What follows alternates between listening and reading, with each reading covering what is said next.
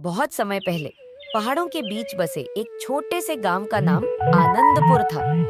यह गांव हरियाली, खुशहाली और सुंदरता से भरपूर था, लेकिन इसके लोगों का दिल उतना ही संकुचित था। गांव के पास एक बड़ा और भयानक दानव रहता था। उसका नाम काल भैरव था। गांव के बड़े बुजुर्ग बच्चों को हमेशा चेतावनी देते, अगर तुमने कोई शरारत की तो काल भैरव तुम्हें खा जाएगा। काल भैरव कभी गांव के पास आता तो लोग दरवाजे बंद कर लेते। वह गांव में मदद करने की कोशिश करता, लेकिन लोग उसे देखकर चीखते, चिल्लाते और भाग जाते। एक बार गांव में बड़ा संकट आ गया। गांव की नदी अचानक सूखने लगी, जिससे खेतों में सूखा पड़ गया। फसलें मरने लगीं और भूख का संकट छा गया। गांव वाले परेशान हो गए और समाधान खोजने लगे।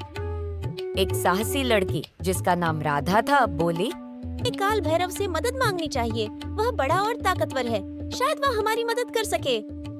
गांव वालों ने उसे डांटा और कहा, पागल हो गई हो, वह तो हमें खा जाएगा। राधा हार मानने वाली नहीं थी।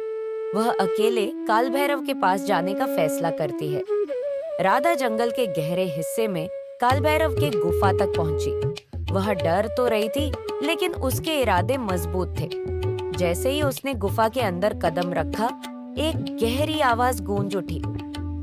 कौन है जो मेरे पास आने की हिम्मत कर रहा है? राधा ने कहा, राधा हूँ, मैं गांव से आई हूँ, हमें मदद की जरूरत है। काल भैरव गुफा से बाहर आया। वह बड़ा, भयंकर और डरावना जरूर दिखता था, लेकिन उसकी आंखों में मासूमियत थी।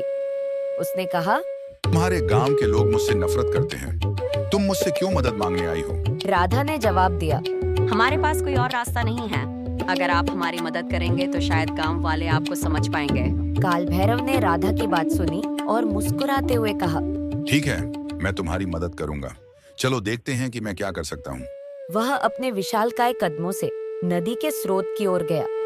वहां उसने देखा कि नदी का रास्ता बड़े बड़े पत्थरों से बंद हो गया था। उसने अपनी ताकत से पत्थरों को हटाया और पानी को फिर से बहने दिया। गांव में पानी लौट आया, खेतों में हरियाली छा गई और लोग खुशी से झूम उठे। जब गांव वालों ने देखा कि काल भैरव ने उनकी मदद की है, तो वे डरते डरते उसके पास गए। गांव वालों ने काल भैरव से माफी मांगी और उसे धन्यवाद दिया।